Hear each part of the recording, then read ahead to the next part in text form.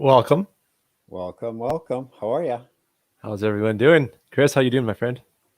I'm doing great. Welcome to where I am. All my friends are welcome here. I actually know what you're talking about. I'm not that young, but I do recognize the set of cheers in behind Chris. Everyone's welcome here. It's a great place. Perfect. Let's Pull kick up it a off. pull up a chair and tell me your troubles, and we'll figure out how to evict those people out of your life. Oh, what's up, Uncle Bill? Here comes Uncle Chris helping you out with all your worries. This is good. All right, let's kick off the show. Welcome, everyone. It's another Wednesday evening at 7 o'clock on the only show dedicated to landlords in Alberta, the Alberta Landlord Shop Talk show. I'm your host, Mackenzie Wilson, alongside me as well, Chris Noble, coming out of Ponoka, Alberta. How's your week, Chris? Anything new to report? I know you're taking some phone calls from a few landlords lately, actually a bunch. So share. Yeah, you know what? It's actually very reassuring to me, Mac, that we're doing the right thing. We've connected the right network of people. We've connected to an amazing group of people that can help other people, and that's what our whole goal's been, right? Like we talked about this, what we thought we could do, and it's gone there, and it's actually gone past it, where we're like, holy crap, what did we start here? It is growing so fast, so organically. Really fun conversations. Like this is honestly one of the highlights of my week. I really love getting on here, talking for an hour, talking with people with the same kind of passion and focus about real estate and investing and landlording and all that fun stuff. What we got in the docket tonight with Andrea, she's waiting in the backstage right now. We're gonna have a really good conversation about this time of year. If you're an accidental landlord and you're been waiting for that moment to maybe unload a property, do you have it tenanted right now? Is it vacant? All these good questions. How should you sell it? That's going to be our conversation tonight. Good. I'm glad you got that up there. We didn't buy me these stickers just to. Well, you're supposed to have the speaker flag, and you don't even use that. Really, you should just give it back to me. I run around. I run around, put a bunch of these stickers on bumpers, eh? In Ponoka. They could really track down who that was, but look at all these stickers that Mac gave me. Oh, they're kind of come out kind of fuzzy. Look at that. Hey, we got the landlord crab reel tuning in, and we haven't get those guys back in the show. That's probably it could be a few that are running the switchboard. Maybe it's Katie. Maybe it's oh man, I'm dropping a name here. Their VP that we've been always talking with. Grant, yeah. Grant. So. Yeah, anyways, guys, tune in, say hi. Let me know where you're calling from. I wanted to give a special shout out before I do bring Angie on the show. I recently renewed my mortgage, and I wasn't really expecting anything. I had a great service from a gentleman named Sean Impey over in Edmonton. Of course, he does all of Alberta, really Canada, but he sent me a Cutco knife. Oh, let me get it right here in the camera. If you can get it right angle. There you go. You can see his name and stuff too. Now I thought it was a really nice touch. Awesome service. He's got me set up with a really great product with a readvanceable mortgage. I am well on my way to do the Smith maneuver and doing a little bit of advanced investing. So Sean, if you're out there and you're watching right now, thank you very much. If you were looking for a great mortgage broker who's investment focused, who knows how to play the game of chess when it comes to stacking your mortgages, Sean is definitely your guy. I highly recommend him, and he served me quite well. So thank you, Sean, for all the emails and keeping me on point, even with a few delays along the way. So thank you. I just want to throw in something there. You just made me think. I did some inquiries. I just recently renewed some mortgages before the rents went crazily down. Yeah, and how'd that go? Well, I'm at, what was I, I'm going to bring Andrea in while we chat about this. This is right up her road as well. Hey, Andrea. Hey, Andrea. Hi. Yeah. Cool. So I'm going to quickly tell my story, Andrea, and then we're going to because I'm right on a roll here. I just got this idea that popped into my head. Get yourself centered in the frame there, buddy. Oh, man. There we go. There you go. So my mortgage is renewed, and I did that. And then they dropped down to like 1.6 is what I could get at ATB. So I phoned her up and said, what do I do? She says, yeah, you can rewrite them all. You got to pay the penalty. So we did the math on the penalty. And even though I had quite a upfront cost over the next 5 years, it was a huge savings to bring it. I'm a full percent. It would drop. Wow. So I just put this idea out there. Some of you are like, have a year left. or something like that, you go and do the math on this. It is well worth you revisiting this. If you're sitting at that 3.1, 3.2, somewhere in there, 3.49, like it Or is even worth high twos, 2.4 or 2.6, 2.7, 2.8. yeah, it's worth you paying the penalty and going in, tying in for 5. You're down at 1.6, and fight for that, because that's what's out there right now. So if they say no, we're only at 1.8, we can't. No, let's start looking around and bring it back to them. Say, sorry, these are what these guys are doing, and they'll price match. They have the managers there and the loans officers there have room to do stuff. They don't tell you they do, but it's yeah, everything's negotiable. yeah. So most of you guys know. So did you do it? Did you? So I challenged Chris here. The background of the story, I just renewed. We're throwing interest rates around, and Chris is telling me, I'm like, Chris, you can do better than that. So you ran the numbers, you saw some savings, and so did you break your mortgage rate and renew? And absolutely, because over 5 years, I come out way ahead. Even though the upfront cost right now, totally kind of sucks, but I have. Whatever. So I'm not going to. I'm not putting a new roof on this year. I just went and bought a tarp down at Walmart. Right. I told them, I said, you guys are going to have to deal with it. And I gave them some buckets that they can put on the floor. And so. Best landlord in Ponoka, Chris Noble. You know where to find him. Andrea's going, oh my God, did you really? Andrea, how you doing? We haven't had you in the show in almost a month's time here. So how things are going with you? They're going fantastic. Thanks for asking. And so I see the Landlord Credit Bureau. So my shout out is I had a bunch of files uploaded today and my phone and email blew up with people saying, I just received this email that I owe you money. And I'm like, yes, you do. So I had one person pay right away, which was awesome. It was only $53, but okay. Whatever that pays that fee a few months for you, depending on how many doors you've got, right? So it does. I didn't realize, because my assistant had helped organize it all, so I didn't realize he did one for as low as $53, but we collected. So that's kind of fun. Yeah, it's a powerful tool. We definitely gotta get Zach back on the show. He's the CEO over at Landlord Credit Bureau. They're doing a lot of great things, and it is really a powerful product because it really gives us the tools as landlords that a lot of banks and if car loans, all those people have. They can send you to collections and damage your credit.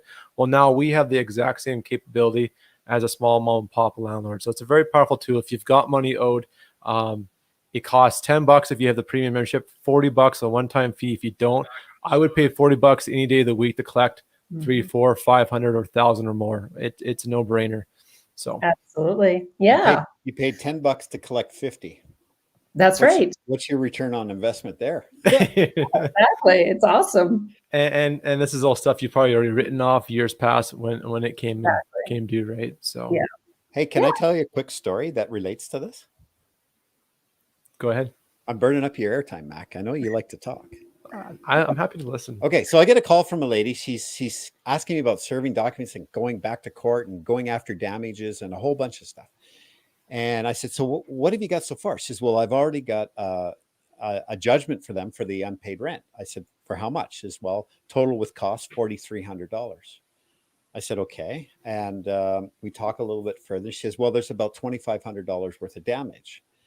And I said, I want to go back after him for that. And I explained how the process of that is. And I said, and then she talks about having to do a statement of accounts and say, where do I put the damage deposit? I said, wait a minute, you've got a damage deposit? She goes, yeah. I said, how much? She said, $2,200. I said, you have a $2,200 damage deposit? Yeah. And your damages on the house? 25? She goes, yeah. I said, then you don't have to go back to court for $300. Mm-hmm. You have a damage deposit. What are damage deposits for? This is a test question. Mac, what's a damage deposit for? I'm typing. Sorry. It's for damages. Oh, yes. Okay, Andrea, you win the prize. So it's for damages. So what do you do with the $2,200? You apply it to the damages. Yes. So you're out $300. So guess what? You already have your judgment. There is no going back to court. You file it with the Landlord Credit Bureau for whatever. She's a member, $10. If she's not, it's $30. She sits and leaves 40. It for the next 10 person forgets about it. So there is no going back to the court. So he was a little mixed up, thinking that she had that goes towards the judgment, and then, but the judgment was for rent. Damage deposit goes to damages, then finally whatever's left over towards rent. No brainer, right? She was. That's my story. Absolutely. Yeah. But this is the kind of stuff we help out with. It's awesome. Definitely. So I'm going to segue here with no segue, but I'm just going to go to the next subject. So we were talking today, and we wanted to put together kind of a bit of a pre-topic before we start taking questions off the page. Which, folks, if you do got questions, get them in now. We're going to get them answered in the last part of the show. We definitely give the priority to the live questions first. I've got about 3 or 4 posts lined up. But we're talking about this time of year coming into spring. For your accidental landlords out there, if you want to offload a property, and if you're in a position to do that, we'll talk about what that looks like, and how you handle renewals with your tenants and leases and all that good stuff trying to sell. So I'm going to throw it over to the fence to Andrea. When we talked about this under a bunch of different properties. So there wasn't really one size fits all. It depends on your position and likely the product that you're renting out. Yeah, exactly. So maybe let's start with like a single family house or like a single residence, whether it's a house, a condo, a townhouse. Generally, a single living space is better to be sold without tenants in it. Most people are not going to buy the product with a tenant in it as a rental income unless they're getting a smoking deal. So with my experience over the years, I've just found it's easier if you want to sell, get it vacant. And so there's different ways to do that. So let's say right now, and I should back up a little bit.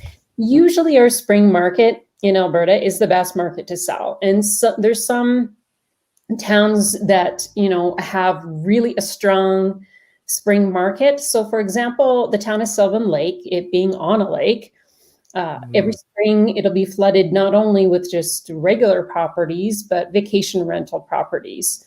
And some of those people will tear down these old cabins and build something new on it. But every year, in Sylvan Lake, the listings definitely dramatically increase. So I would say there's kind of 2 main seasons that people tend to buy just in general, and that's spring and fall. What we've noticed over the years is during summertime, quite often it dies down because people are on holidays. So people like to either move kind of when school ends or when school begins. Now, the exception that we saw last year was definitely last July. With COVID had kind of delayed some things, but last July was like bonkers. It was crazy. So there are sometimes exceptions because usually July is fairly dead because people are on holidays. But regardless, single living space properties are easier to sell when people are vacant or when there's vacancies there and people can just move in. But let's say that you do have a lease. Now, if you have a month-to-month tenant, once conditions are removed, then you can give them the 90-day notice. So that's one scenario. Another scenario is if they are technically on a fixed term lease, then whenever that fixed term lease would be up, that would be your second scenario. So let's say their fixed term lease is up at the end of July, then they would be there until the end of July. So we have to honor the contract that's in place. So month to month is not really a contract, it's just month to month. That's right. A fixed term lease, we have to honor that contract. Now, let's say you move somebody in January 1st and they're going all the way till December because you did a 12-month lease. If you sell that property this spring, whoever buys it has to honor that agreement till the end of December, which for most people is not ideal to wait that long to get in. So one of the things that we suggest that people do is, offer an incentive for your tenant to leave early. And oftentimes we find that when tenants are given the choice, they would rather move or leave under their own terms. So if they know the house is being sold, there's a lot of uncertainty around, having people coming in and out. A lot of people don't like that, especially during COVID. Yes, exactly.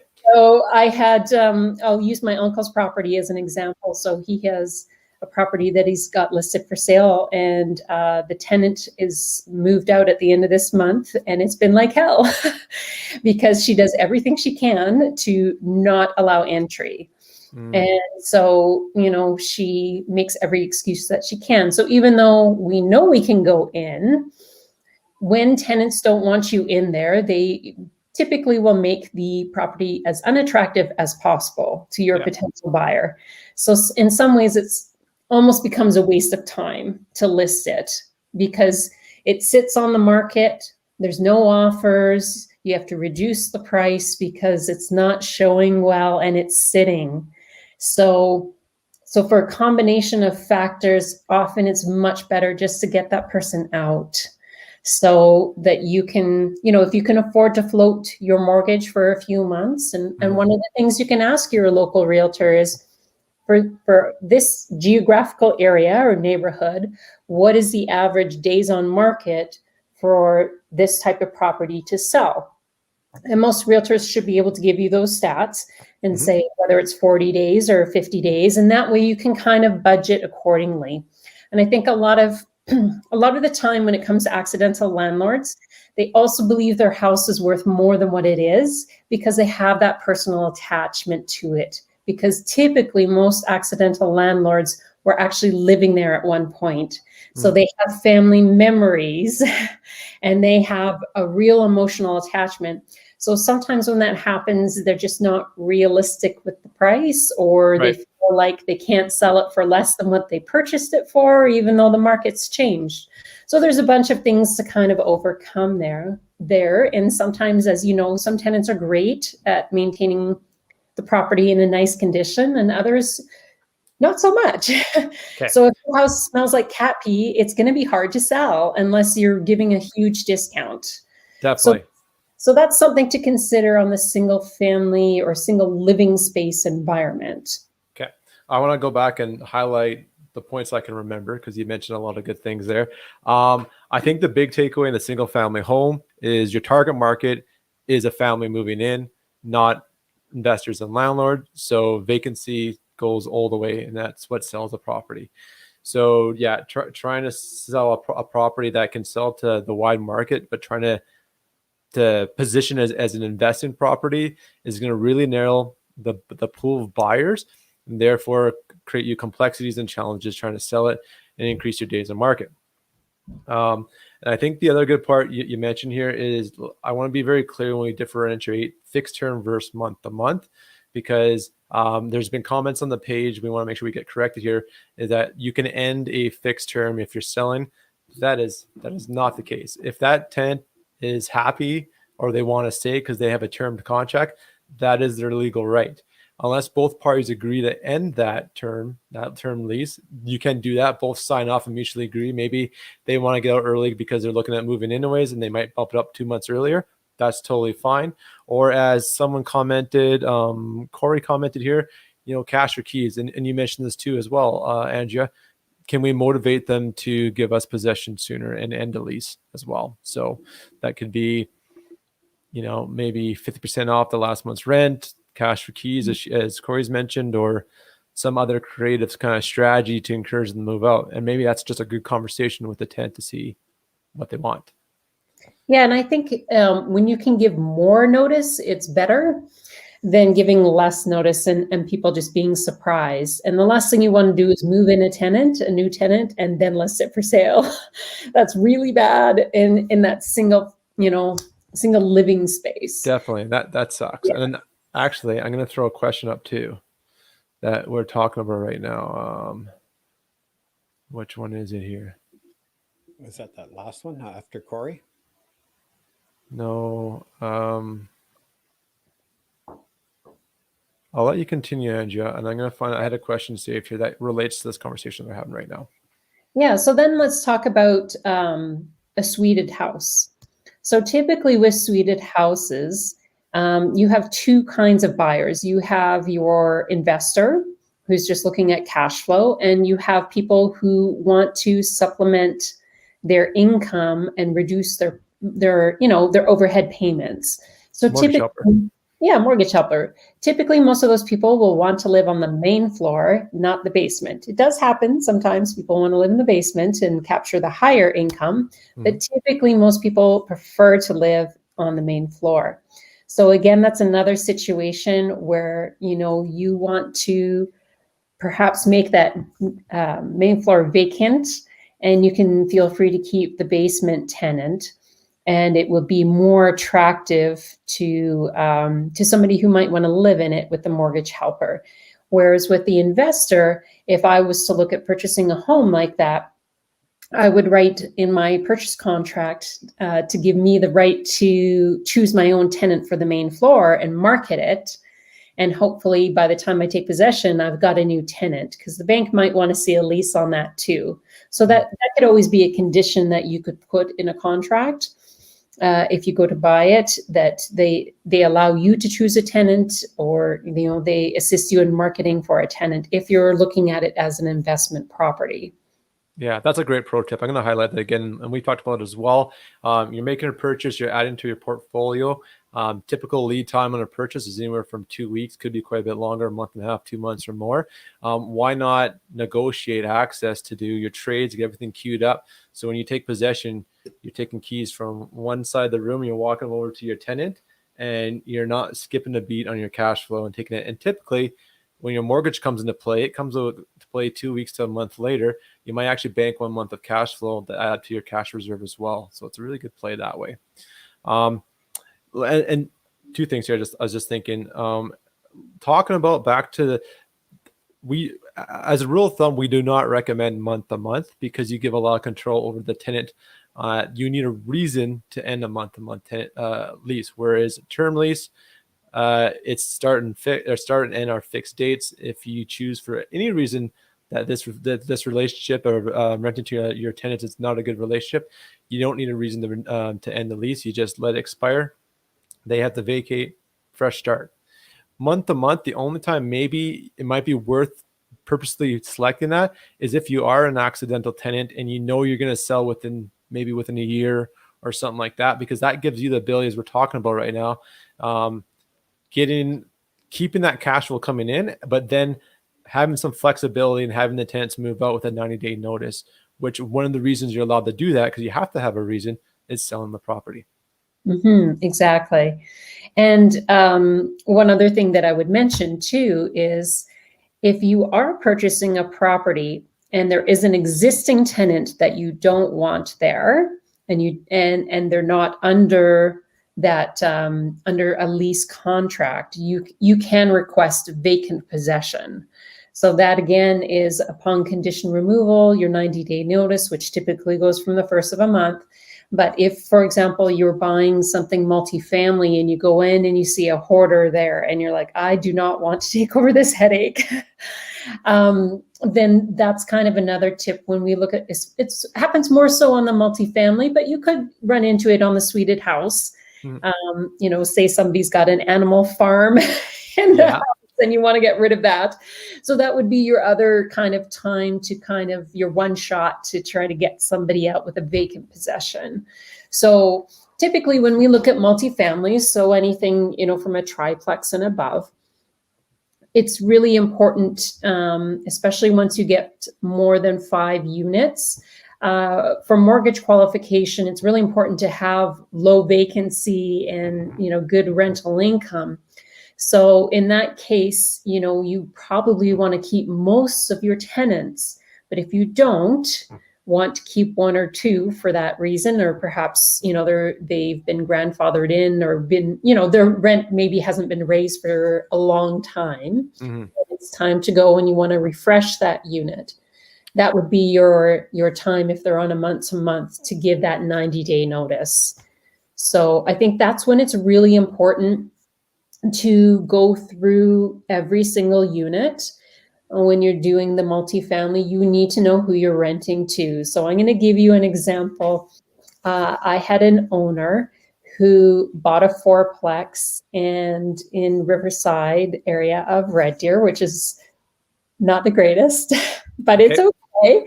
But it's okay. Like we rent it, but you just typically have a lower income person that would rent in that area. It's very close to the soup kitchen, so there's a lot of traffic through the laneways, a lot of shopping carts and dumpster diving.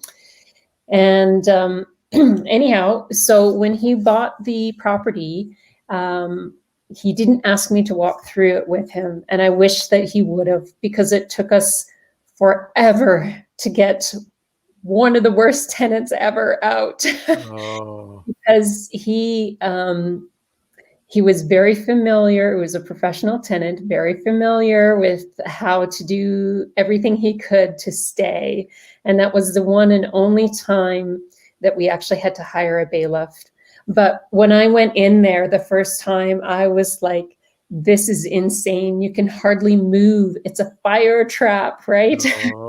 And so then they do just enough to be able to stay. And then one day I go over there and they're painting.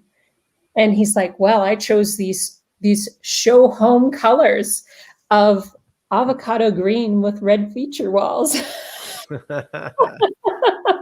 And I just thought to myself, okay, well, everything in here is original, of course, in his unit. So he really didn't make it any worse, and maybe it was, but it had to be done anyways, I guess. But it had to be done anyways. But he was one of those, like, didn't I add such great value? And he was very sincere about it. All in the eye of the beholder, I guess. Yes. What was the product that was? Was that a duplex they bought or a fourplex? Fourplex. And so here's how professional some tenants are.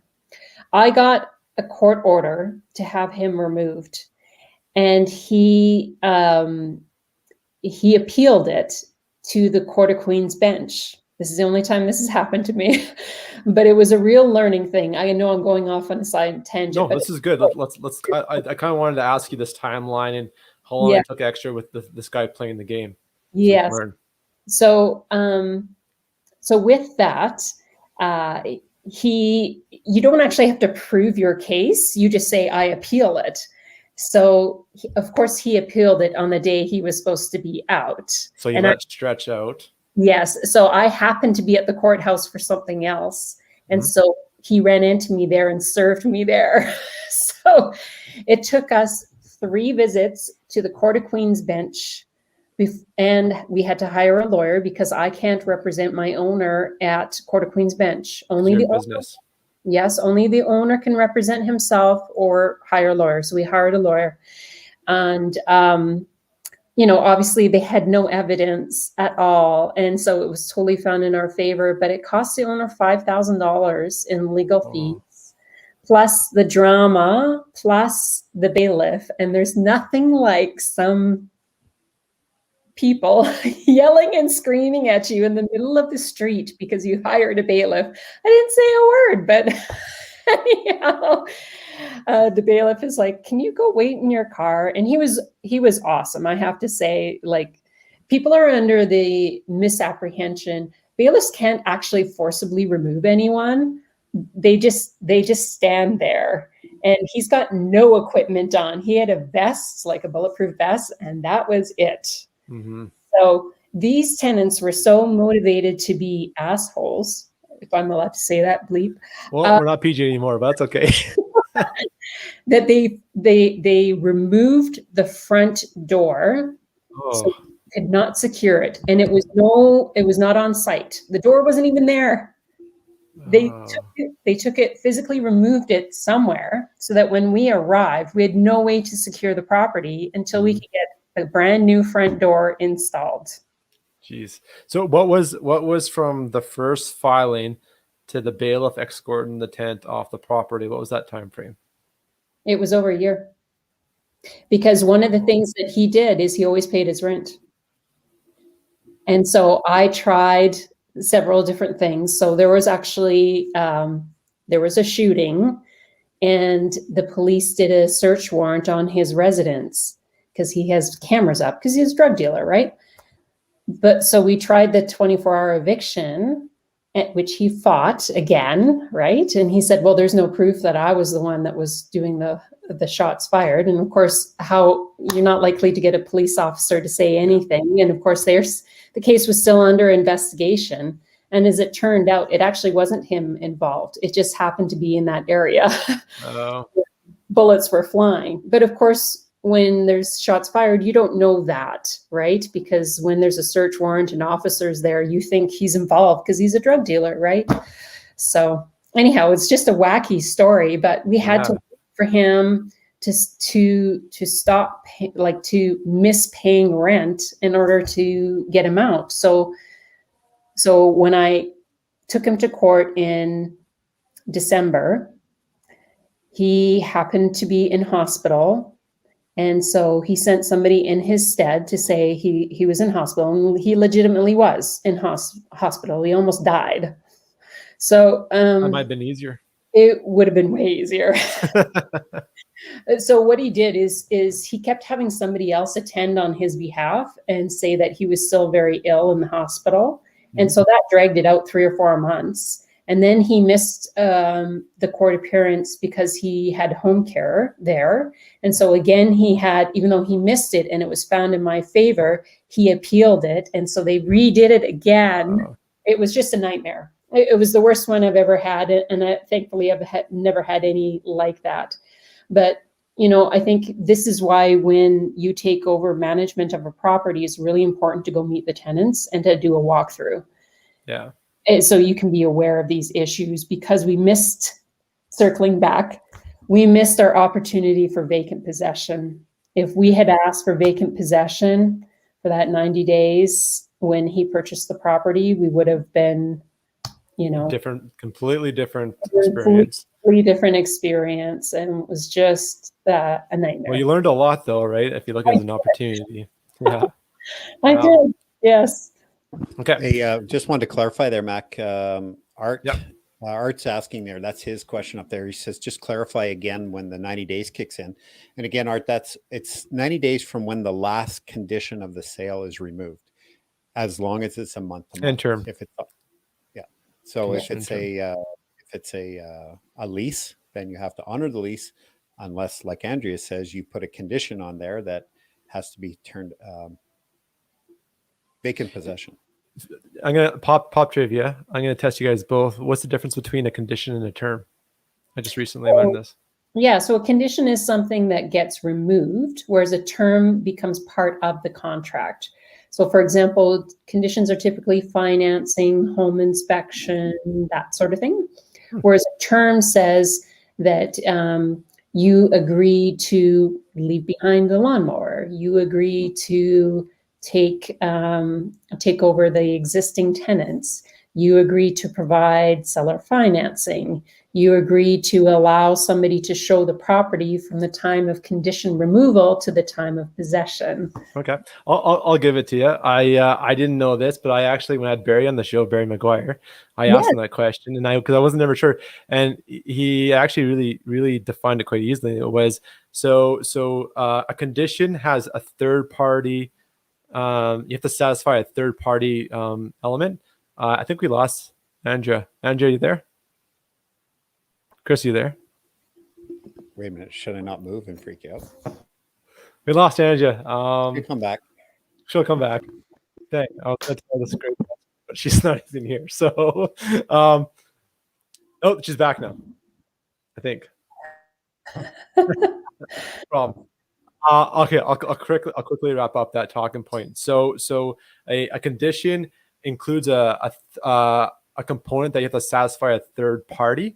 So, subject to financing, the banks have to approve your financing. Whereas a term is a clause or something that has to be satisfied between the two parties directly. So the seller and the buyer. So there's your difference. One has a third party component to it. I did not know that. So, do you know Corey?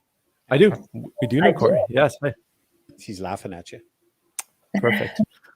Okay. She's smiling because you're smiling about your story. She thinks that's awesome.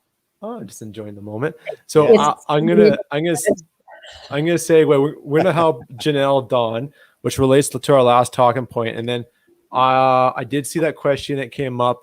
I don't know who it was. We'll answer those 2 questions, and then we'll start taking off some questions from the group to help some people out. So let's get this one in first.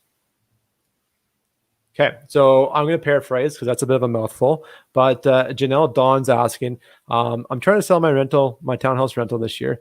Current lease is to the end of August. And Chris, you actually already answered this question on the page, but I thought this would help other people out, so we'll talk about it. Absolutely. Current lease is to the end of August. When she approached her tenant about selling, they both agreed that the tenant wanted to move out early as well. So they changed it to April. I don't know, May. Sorry, I had this memorized now. I'm coming back to it. So yeah, they both agreed that she'll move out at the end of May. And then the tenant changes their mind. They now want to move out at the end of April. And then the Janelle's getting the feeling here that the tenant's kind of playing the game and making excuses now, just wants out of the lease earlier. So yeah, I'm not comfortable staying to the end of the lease, which is fine to terminate early, but maybe I'm being short-sighted. What would you guys do in this situation? So she's trying to sell. They had agreed upon one date, and now the tenant is starting to be difficult.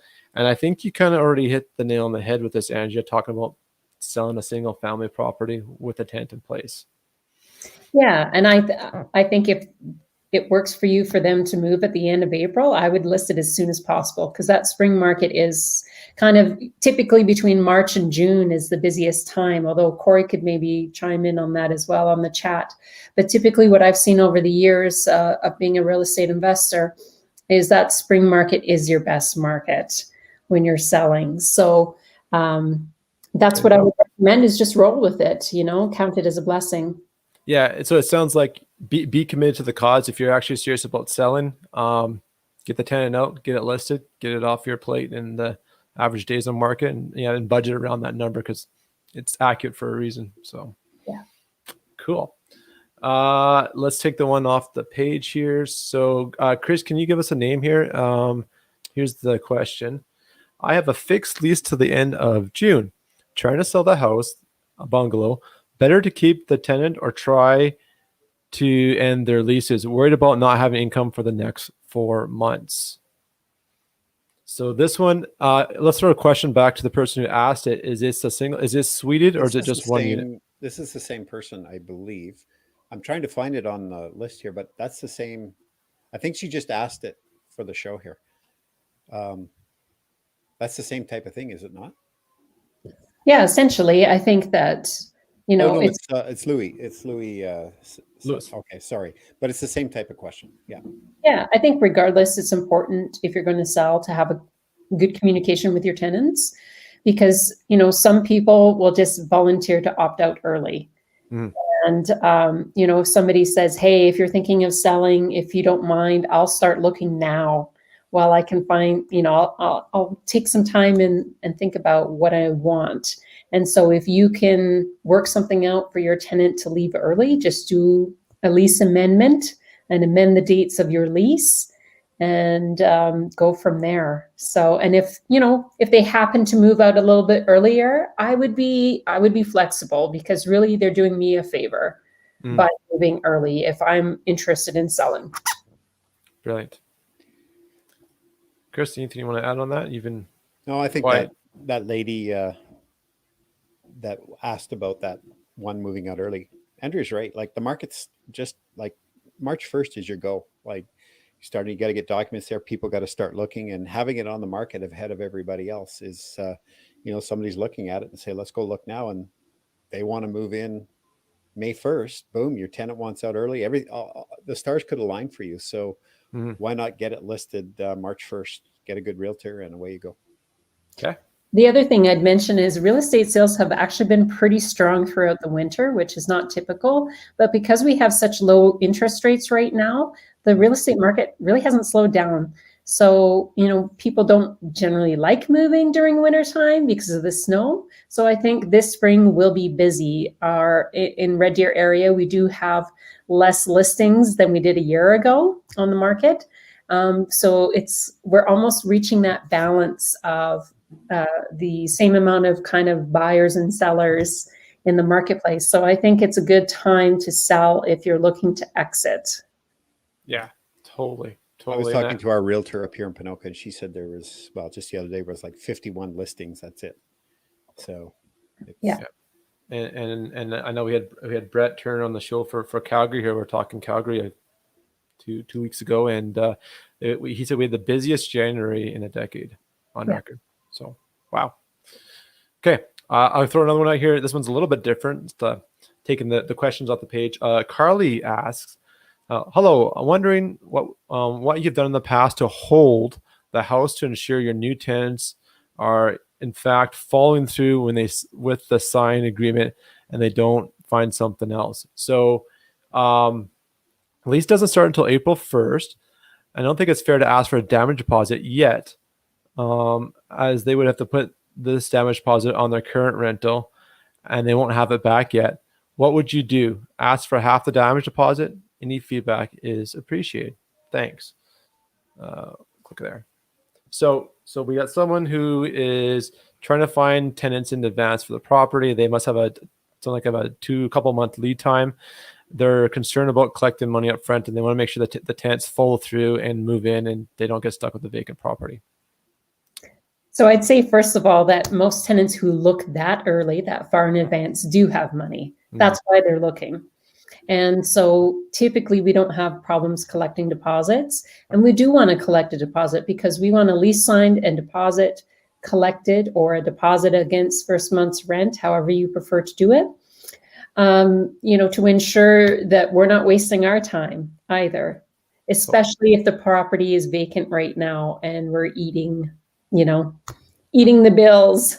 So we definitely want to know that somebody's moving in if we're going to, stop showing. Yeah, I totally agree with you, Angie. If you've got a vacant property costing you $1,500 a month, whatever your break even is, you're holding it 2 months and you're worried about it being unfair to collect the $1,500 from them. You want that money. You want them to commit to the game because you just eat that same amount twice in a row. So, and I lost my train of thought. There's something else I was going to add on to that, but that's basically. Andrew, you brought up a good point. What's the difference between what does a deposit against first month's rent mean versus collecting a damage deposit up front? Yeah, so essentially the deposit against first month's rent means that if they don't move in, you took that deposit because you had a lease signed. So if they breach the lease, you keep that. Whereas with the damage deposit, you would have to return that. Now, the one thing I'd like to remind people is you have one opportunity to collect damage deposit, and that's before the person moves in. If you haven't collected it and you agree to go on a payment plan or something like that, if that person doesn't follow through, you have no recourse to collect it. Don't think you're going to go to RTDRS and ask your adjudicator to give you an award for damage deposit. You're not going to get it. Brilliant. So lesson takeaway here: before possession, you have both first month's rent and damage deposit in your bank account, not a check in your hand. The funds have to be cleared. Yes. Yeah, perfect. And so I'm going to segue on this question because I've seen this lost on the page, Andrea. If someone approaches you and offers to pay the damage deposit in maybe 2 or 3 payments, what would you do in that situation? Now, if they're offering to do it in 2 or 3 payments before they move in, because there is a lead time, I'm okay with that. But if they want to make it in 2 or 3 payments, I will not do that. I will take a reduced rent in the first month, in order for them to be able to make it up later, but not damage deposit. Because again, you have one shot to collect it. I can get an award for rent, but I can't for damage deposit. And it's very rare we allow anyone to do anything like that, because if you don't have money now, what's going to change in the future? So it's a very, got to be a very unique circumstance for us to consider that. And I would say most of the time when that happens, it's in the lower income bracket of people who aren't as good managing their money. So for example, just referring back to that previous post, if somebody's waiting their 10 days to receive their damage deposit back from their landlord, what we would do in that case is we would phone that landlord first if that was the scenario, and find out for sure, if they believe that they will be giving that damage deposit back if they have been in the property recently. So, like I say, it's very much an exception to our rule that we will ever consider that. Yeah, and I'm glad you brought that up. And I think the part you made that's really important that you mentioned, Andrea, is your tenant demographic. In my situation, in my properties, I would only accept the damage deposit in one payment or as a whole.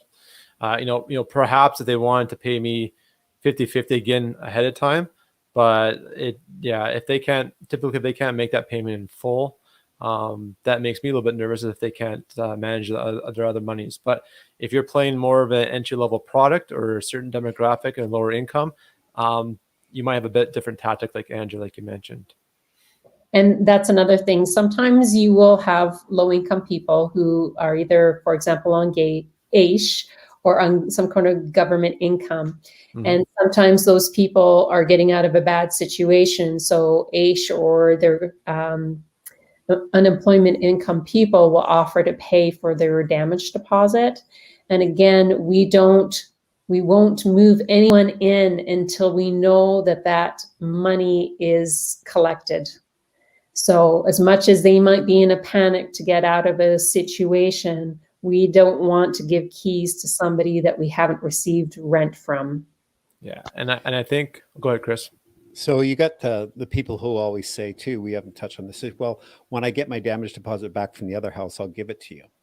So have you done a lookup to see where they're living and what you're going to be getting? That was a question on the page is, do you go and visit where they are? Well, and that's a good question. That's why we like to talk to the landlord too and say, have you been in there? Are you anticipating giving it back? So these are some of the things, because not everyone's local. So sometimes people are moving from other provinces or from other cities. So, as much as we could drive across town in Red Deer, we're probably not going to Edmonton or Calgary to check somebody out in person. Right. And so when somebody says they'll use their other damage deposit to pay you, you have no idea if they're even going to get it back, whether they're going to get half of it back or what. So that's money you can't bank on. And exactly. if they did get it back, like sometimes that money goes to other places that probably are less important than having a house to live in. So you can't count on it. Exactly. And we have to remember that landlords have up to 10 days and sometimes longer to analyze the amount of damages. So just because they say they're getting it back doesn't mean they actually are. Yeah, they can't speak for a third party. Yeah. So, great points. We'll tie in one more. How are we doing here? Oh, we're 10 minutes from the top of the hour. It's gone by fast, always when it's entertaining conversations. Let's tie in this one. So this post is from Amber Roy, and she's dealing with a nitpicking tenant is probably the best way to put it. And they're picking on a couple of things that's becoming very tedious. The kitchen and upstairs bathroom sinks are draining very slow. They should probably be snaked before it becomes an issue. Is this my responsibility? What is generally for the right course of action to take here? Next point, the dishwasher really doesn't work well at all. I've cleaned the filter traps and run CLR through it. It helped a little, but the dishes still come out dirtier than they went in. The dishwasher is only 2 years old. I've never had any problems with it or had any complaints from my past tenants. They may or may not have used it. Again, is it my responsibility? What's your advice in these two different situations? Well, certainly plumbing fixtures are a landlord's responsibility, as are appliances, as long as people aren't abusing them. So let's talk about dishwashers first, because really the average lifespan of most modern appliances is around 6 to 8 years. So if it's only 2 years old, we should expect that it runs fairly well. But there are some factors. One, I would encourage your tenant to actually rinse the plates first before they put them in. And secondly, if you're in an area that has really hard water, there could be water buildup in some of your plumbing lines. So that would be something to be aware of. Now, let's take a good example, because this happened to me in my house the other day. If you, for example, use a like a coffee press or something that has the coffee grounds and you don't rinse it well, it's going to end up over every single dish. So what was the point in that? Okay. Yeah. So, it sometimes comes down to habits, and it sometimes comes down to culture, and it sometimes comes down to age. So I'm just saying a general comment. Sometimes millennials don't know how to use things. Like, you know what? If in doubt, state it out loud. Everyone, yeah, you don't know what one person thinks to the next. Cultural age differences, like all those things you mentioned. Just best. That's why there's sign. You probably see like those weird signs on the road where you think, man, why do they have a sign for that? It's not obvious. It's not to everyone. So if there's a sign out there, there's been a problem in the past. So here's a good example. We had somebody who's from I don't know which country in Africa, but some country in Africa. They haven't been in Canada all that long. Mm-hmm. They kept saying that their dryer wasn't working and it'd take 2-3 loads to dry. It's because they weren't emptying the lint trap. That's all it was.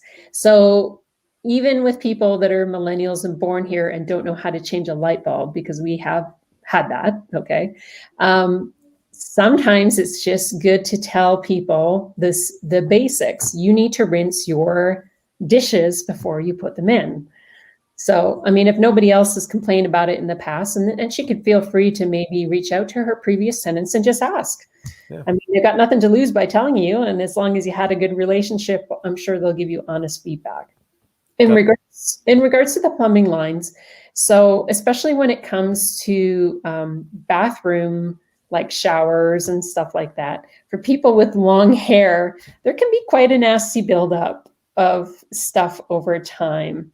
And so I think it comes down to some general maintenance things, like even changing out like the washers and using CLR on different shower heads, spouts, all that kind of stuff. You might want to do that every couple of years and create for yourself a maintenance checklist.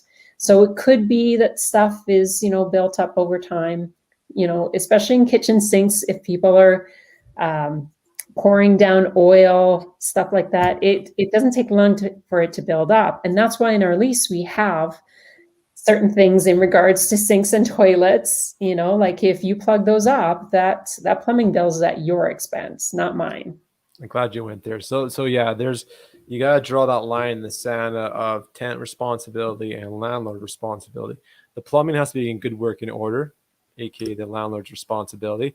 But if the tenants are running things down the drain they shouldn't be and it's getting clogged, that's a user problem, and that bill should get forwarded back to your tenants.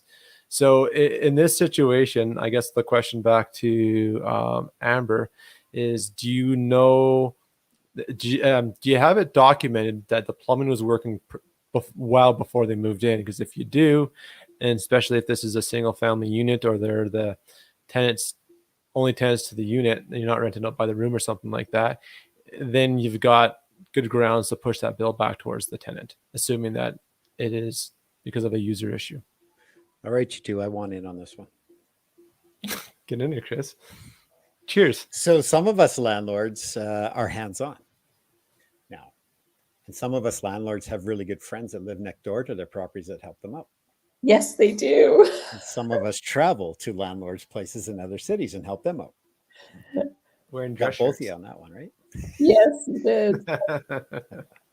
So anyway, the dishwasher issue is, I appreciate that you said you cleaned the filters out, but if you don't know, if you just think you cleaned the top filter out, there's actually other filters further down in. So if you're mechanically inclined, there's a few screws you actually have to take off, and you don't know how it happens, but glass will get down in there past wherever you think you've got it filtered out to. And one time I found a piece of a broccoli stem down in the garburator. There's our garburator choppers in dishwashers too.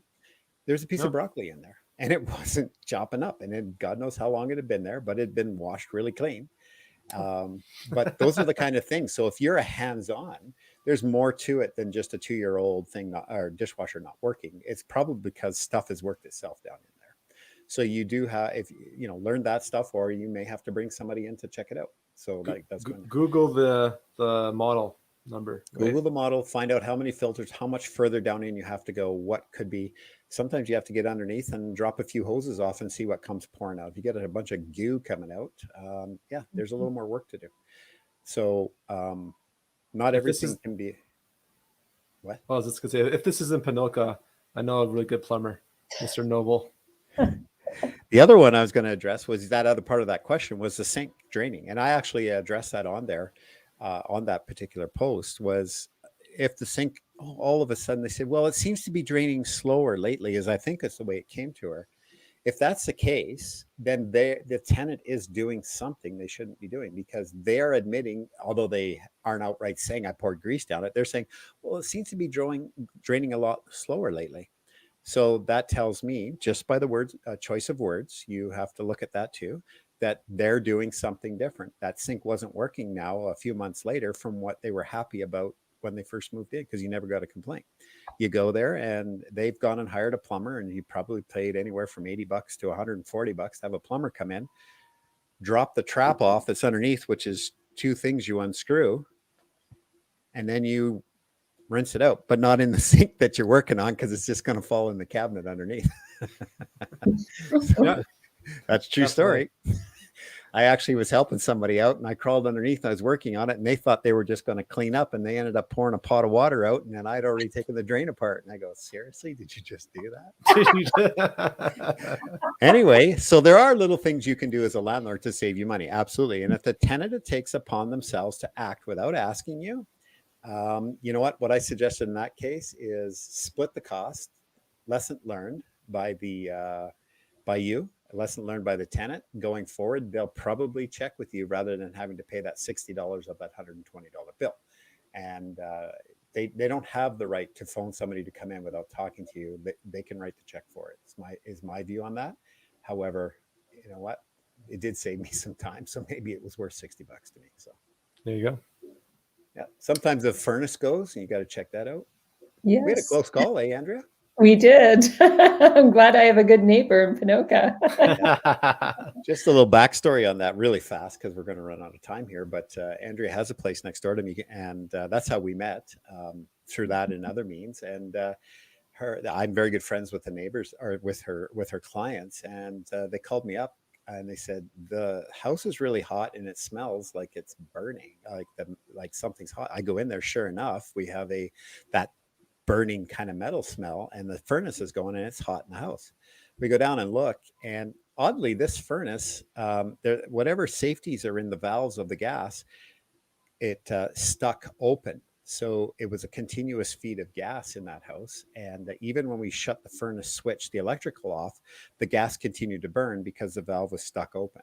So it just would have continued to heat. So I couldn't actually touch the furnace. It was that hot. So good thing somebody had the day off and they got it figured out. So, and it was a quick valve fix. And that one wasn't for me to fix, not qualified, but I knew the right people to call, and they got it fixed for you. So.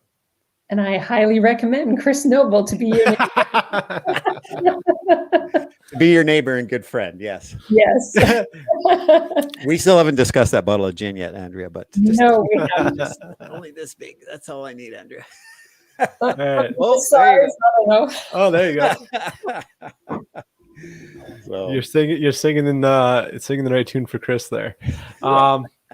Let's squeeze in one more question here before we wrap up the show. Steven's asking, hypothetical question: if I advertise a property for $1,800 a month in rent and include utilities in that price, would the damage deposit be $1,800?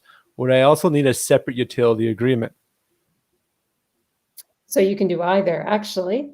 So we've kind of done it both ways before. So if you are in more of a multifamily situation where probably heat and water is already included because you have a boiler in your building and you're just kind of including electricity on top, then we just collect it all as one damage deposit if we're offering utilities included in that scenario. If you're doing something like a single family house, it's a little harder to kind of regulate some of those utility costs. So a separate utility agreement would probably do you better. And so you may want to, start with a flat rate or something where you're collecting the utilities up front in advance, because often utility bills are coming 6 to 8 weeks later, which puts you behind. So that's why we like to collect it up front. Yeah. So you can do either or depending on your situation. Yeah. I'll add on that too. Well, up to this point, or I still am doing, I have a separate utilities agreement where it's flat rate. So it's easy for the tenant to budget and manage their budget and all that good stuff. It's easy to account for the cost, but there's a component, or there is a clause or term where I say, if the rates jump more than 20%, I'll come back to you and with 30 days notice and raise your utilities accordingly. Now, if you guys are in the game of investing, this is the change I'm making right now, is I'm actually going to fold my separate utility agreement into a addendum onto my lease, because then when the banks look at me for qualifying for future investment properties, I'm showing more revenue on my properties because I'm including that utilities as a component as well. Mm-hmm. So, good nods. Okay. We are at 8 o'clock. I guess we'll wrap up this awesome show. It was a good conversation as always. Andrea, where can people find you? I know give us a little spiel of who you are. They probably love to hear about all the expertise you have. You're operating out of Central Alberta, and what do you do down there?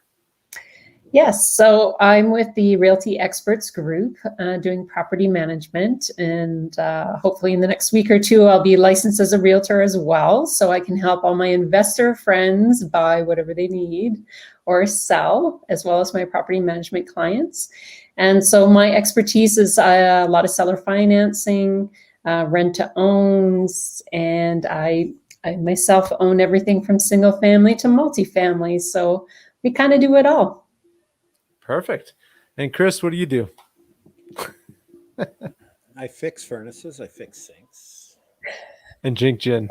Love it. Now, I got a few properties up here in Ponoka. It's a great little community. I love it. I like helping out. I get lots of calls. People seem to, whether it's good or bad, I think it's good, warm up to some of my strategies.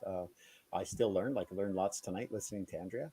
And I'll tell you something, if there's a few people on here that I have go-tos to, I phone them up and say, hey, this is my situation. How do we work it out? And then I pass that knowledge on when I get the opportunity. So definitely. I'm going to love what we do, Mac. Yeah, it's fun. I'm going to just add in a little segue on this last thing. If someone includes a pet fee inside your lease, and that adds to your total amount, you can then include that in your damage deposit as well. So if you're charging $1,800 and $100 of that is a pet fee, you can still charge $1,800 for your damage deposit, because that is the total amount on your lease for monthly rent. Other than that, yeah, if you guys haven't already, we're subscribed to us on YouTube. It's at findgreattenants.com. As well, we're obviously quite active on the Facebook group, which is probably how you found us. And we also have our Mighty Networks, which is our new kind of community platform that we're slowly migrating to. It's over at Alberta Landlord Community.ca. With that, we'll wrap it up. Chris, do you want to segue us out of this gorgeous night? Absolutely. So get over to that Mighty Networks. We have a lot of stuff on there, a lot of access for paperwork and information on there, and certain lists of things that are important to you when you're doing some checks. And that really is the place to be. So thanks for joining us, everybody. And thank you for coming, Andrea. Thank you. We'll talk to you all soon. Okay.